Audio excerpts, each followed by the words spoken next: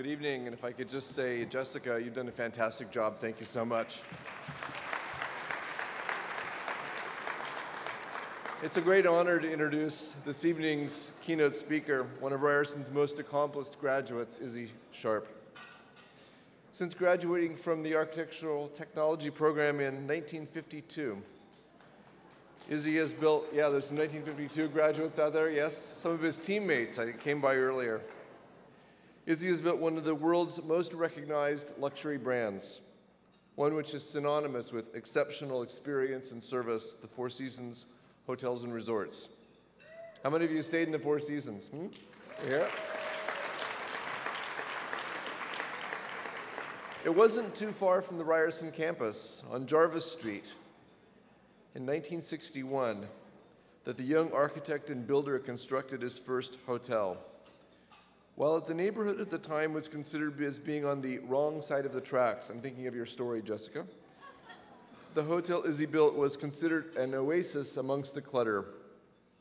It was at this 125-room motor hotel that the foundation for a more personal style of service for the modern traveler was born. From that philosophy, treat people the way you would like to be treated. Treat everyone as if they are a VIP. The Four Seasons has grown to become one of the world's largest operators of luxury hotels. Today, the Canadian-based company manages 85 properties in 35 countries around the world. And in March of this past year, it celebrated its 50th anniversary, itself a milestone. Year after year, the company receives accolades as one of the best to work for. In 2004, Four Seasons entered Fortune magazine's Hall of Fame for being one of the few companies on the list of the 100 best companies to work for every year since that list had been compiled. And the Four Seasons continues to shape the Toronto landscape. And many of you have no doubt seen it. In 2012, it will take over its fifth home currently under construction in Yorkville. While Izzy no longer runs the company day to day, he continues to serve as chairman and is actively involved in promoting the company's brand and values around the world. His vision and his accomplishments have not gone unnoticed. He has been recognized for his outstanding contribution to Canadian business. In 1992, he was named CEO of the Year by the Financial Post magazine, and a year later appointed to the Order of Canada. In 1998, he was inducted into the Canadian Business Hall of Fame. Alongside his business accomplishments, Izzy has given generously to his community. He founded the Terry Fox Run program, the world's largest single-day, yes?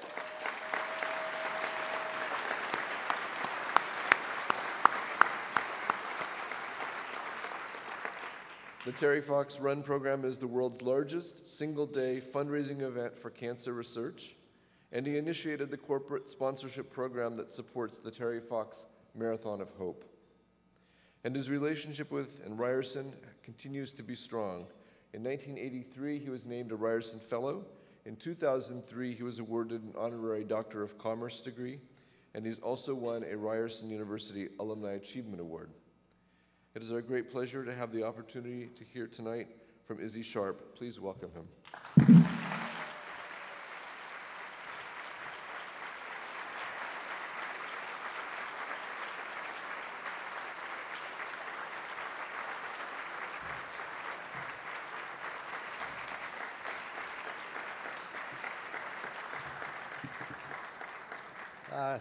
Thank you, Alan, for that very kind speech.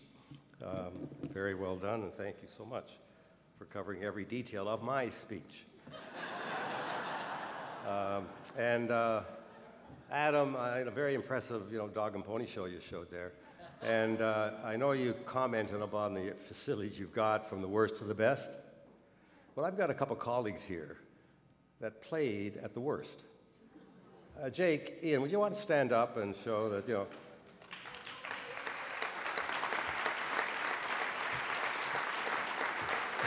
we didn't consider it the worst at all.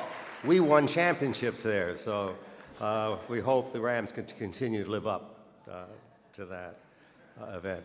And I also want to thank Ryerson for their support of the Terry Fox Run. They come out to our site every year on force, faculty and students, and we thank you for continuing to do that. And last Sunday was a very successful day at our run site at Leslie Street. Good evening, ladies and gentlemen, fellow alumni, and distinguished guests. It's an honor for me to be here with you today. And Jessica, I'm going to go on a speaking tour, and I wonder if you're not busy, you know, you could, we could do a 1-2 act show there with great entertainment. Thank you. And I'm very proud of my history with Ryerson because it was such a pivotal time in my life. It's where I started on a path which has brought me much happiness and fulfillment. But going into my first year, I wouldn't have predicted such an outcome. To be honest, I was a late bloomer when it came to academics. I didn't fully appreciate the value of education when I was in high school. I was a popular kid, and played all the sports, but a terrible student.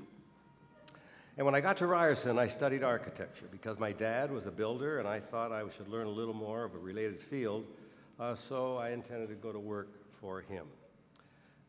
Little did I know that I would find my true passion. My love for architecture and design was instant. For the first time in my life, school wasn't a chore. I wasn't going through the motions just to earn credits. I worked hard and loved every minute. And I still had plenty of time to have fun. In fact, I spent a good amount of my time in many extracurricular activities, including acting in what was then called The Riot, an annual show. Okay. And I continued to play all the sports, basketball, football, and hockey. Ryerson was really a great playground for me. But more important, I gained a foundation of knowledge that would serve me well throughout my career. Because my experience at Ryerson triggered a lifelong interest in architecture. And my knowledge gave me an appreciation and an ability to deal with the world's most talented designers. And although I stepped down as CEO last year, I continue to control the design concepts and aesthetics of all our hotels, as I have always done. And we have more than 60 hotels in the development phase, which I'm sure will keep me quite busy. For sure, I'm not the only one who found success by following one's passion. Successful people will quite often tell you that you've got to love what you do to get ahead. And while everyone takes a different path to success and fulfillment in their career, it's sometimes helpful to hear how they did it.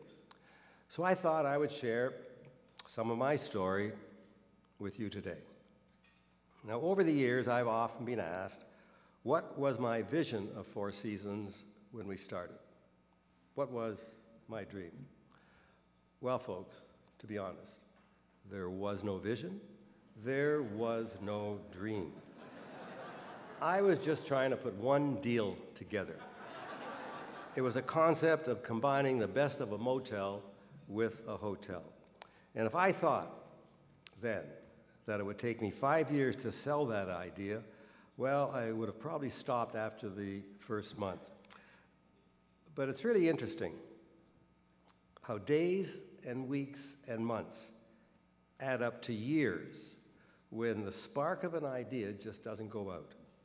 You see, that was my nighttime job. I still had to make a living doing other things while I was trying to put this deal together. And when finally the Four Seasons Motor Hotel opened in 1961, is that my name you're taking off there?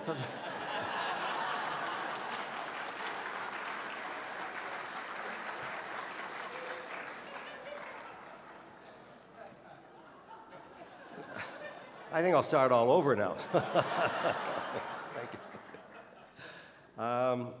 But it's interesting, as I said, that that was a nighttime job that I had. And when finally the Four Seasons Motor Hotel opened in 1961, my vision of the future was to take in enough money today to pay yesterday's bills.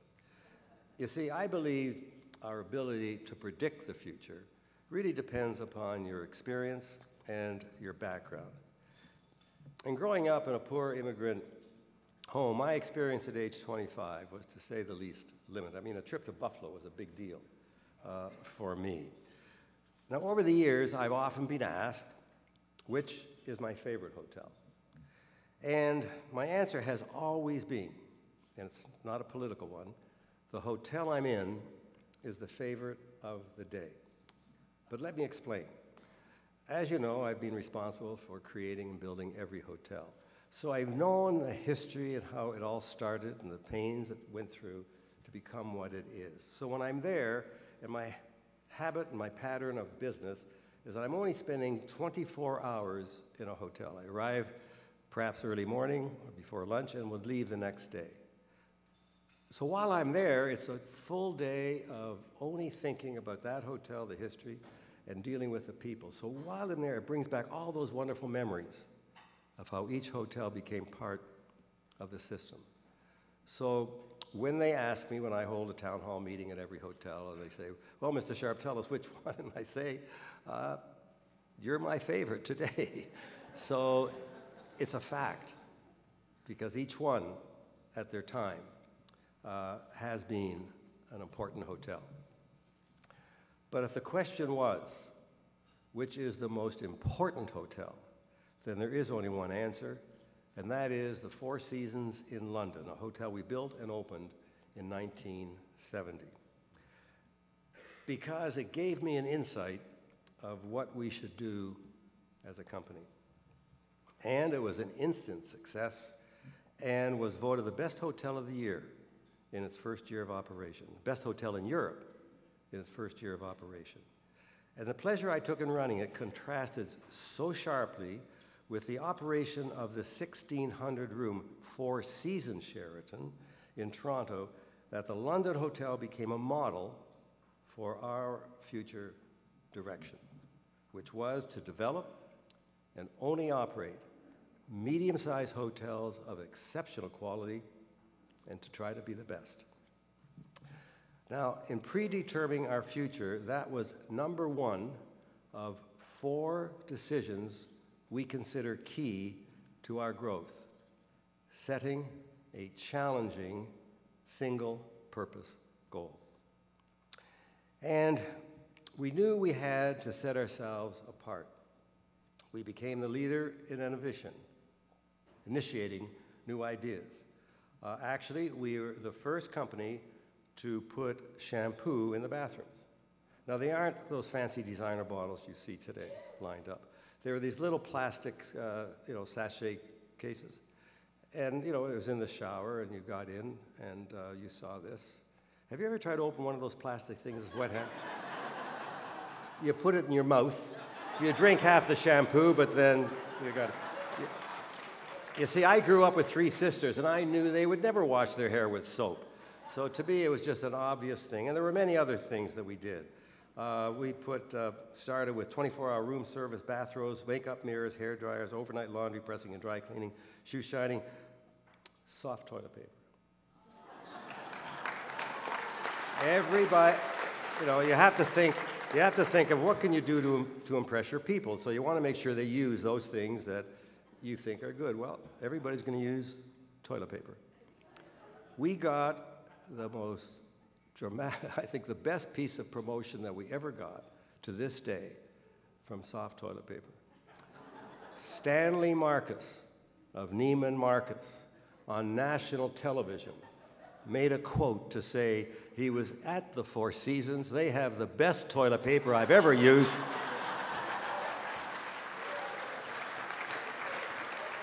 So these are ideas that went on and on and on. These are all popular and naturally, which should be quickly and widely copied. But most important, we studied, surveyed, and listened to our customers. Most were business executives, often pressured by time and the need to be productive. Luxury was seen then mostly as architecture and decor. We decided to redefine luxury as service, a support system to fill in for the one left at home and the office. That was key decision number 2, a customer service strategy that made our customer-employee contacts the most meaningful of all our working relationships. And that customer service focus helped keep our priorities straight and gave us growth, but with growth came problems of control. Now, we always had an implicit operating philosophy. So in 1980, as we expanded, I decided to make it more explicit, spell out our goals, our beliefs, and our values. And I took this tried to put it into a few words and took it to our senior people. They sort of looked upon it with a little scoff, thought it was, unnecessary, trite. Some agreed, but really only in principle, implying no intention to carry it out. And that worried me. So I sat down with our public relations director and detailed a formal credo based on the Golden Rule, the cornerstone of what would later be called our corporate culture. And that became decision number 3. There was nothing new about this, of course. Even back then, such credos were common, though seldom believed. What was new was that we enforced it. Senior managers who couldn't or wouldn't walk the talk were all winnowed out within a few years. It was a painful process and personally distressing, perhaps the hardest thing I ever had to do. But the fastest way for management to lose its credibility is to say employees come first and to be seen putting them last. Better not to profess any values than not to live up to them. Key decision number 4 was a low-risk financial strategy. Right on. Key decision number 4 was a low-risk financial strategy, shifting investment in hotel ownership to investment in management expertise. Our vision had now evolved. We would create a reputation for service so clear in people's mind that Four Seasons' name would become an asset far greater than the value of bricks and mortar, a global brand name. We now have, as Alan mentioned, 85 hotels in 35 countries, and as I said, more than 60 under development, each a showpiece of outstanding quality. And this has been growth based fundamentally on belief. Belief in product quality, belief in people, and belief that a competent, committed workforce is a company's primary competitive advantage. Now, I know the prevailing view, and according to Wall Street Journal, employee loyalty is dead, and most companies seem to believe committed workforce in these times is an oxymoron. Well, we don't think so. Think about it. It's hard to imagine a group of people more committed to their work than the team at Four Seasons Resort Maldives when the tsunami struck in Southeast Asia several years ago. When the wave approached and struck our hotel, each employee acted intuitively to ensure the comfort and safety of our guests, and I emphasize intuitively. They did everything they could think of to ease minds and calm nerves. Some were even credited with saving lives. Within 24 hours, they evacuated the island and chartered a plane that flew every guest to safety. Following the tsunami, there was an outpouring of gratitude from many, many of our guests. One wrote, and I'll quote, and I'd like to read you what he wrote. "Let me stress that your group's strength rests on rock, made up of the local employees who, while having been selected for doing their job well, have shown in a time of utmost crisis a level of dedication that no training and no amount of money can ever generate. Clearly, our employees' action that day touched our guests in ways they will never forget. What they accomplished in the midst of adversity may sound extraordinary, but I believe any of our employees around the world would act with the same dignity and grace. Motivated by an inner need to do well by others, our people delight and surprise our guests every day. The sum of their efforts is what makes Four Seasons unique. Now, as some of you may know, I recently chronicled these and other experiences in a book on Four Seasons. It's a story about building a business by trial and error, and more importantly, about people and all they can accomplish when they share a strong set of values. Now, my main reason for writing the book was for the benefit of the more than 35,000 employees we presently have, and for the thousands more who will be joining the company as we continue to grow. Because I believe if one can understand how and why we got to where we are, then they have a better sense of how to deal with the future. But the book also brought what my wife Rosalie called the unexpected rewards.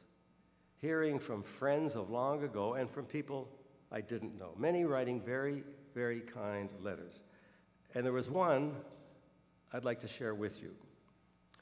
Mr. J. Nussbaum made reference to a quote that Rosalie had written in the foreword about something that I said many, many years ago, that I believed the only thing you can control is your attitude. Well, when he read that, he sent me a copy of a memorandum titled Attitude and asked if I wrote it, which I didn't, and I had never seen it before. But I thought it was compelling, so I'd like to share it with you today. And the title is Attitude. The longer you live, the more you will realize the impact of attitude on life. Attitude is more important than facts. It is more important than the past, than education, than money, than circumstances, than failure, than successes, than what other people think or say or do. It's more important than appearances, giftedness, or skill. It will make or break a company, a church, a home, a person. The remarkable thing is, we have a choice each and every day regarding the attitude we will embrace for that day. We cannot change the past. We cannot change the fact that people will act in a certain way. We cannot change the inevitable. The only thing we can do is play on the one string we have, our attitude. Life is 10% what happens to us and 90% how we react to it. We are in charge of our attitude. So there you have it. It's a message that I thought you might find helpful. The concept is also part of the fabric of my book. Again, I thank you for inviting me. I hope you find some values in the story of how we built Four Seasons from the ground up, which really begins at Ryerson.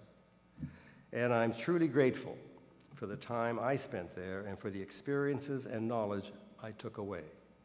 And I'm sure many of you here today feel the same way. And it's a privilege to be counted among the Ryerson alumni and the many success stories that have begun there. And I wish you all continued good health and much success.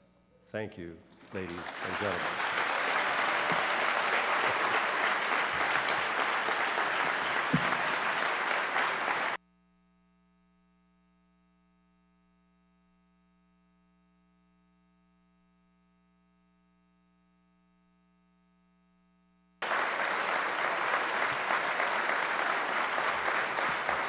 You're very kind. You're very kind. Thank you.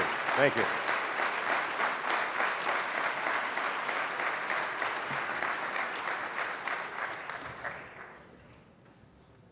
Those were wonderful words, and it's very clear why the Four Seasons has done so extraordinarily well. Very, very clear. to thank Izzy Sharp for his comments tonight and for joining us. The university is presenting him with a photograph and some commentary. The photograph is from his yearbook. I think it's the class of 1952. And the chariot races. Hey, Jake, you might be in here. And it's quite a moment. That was a lot of fun. A lot of fun. Thank you very much, Alan. Thank you very much. Thank you.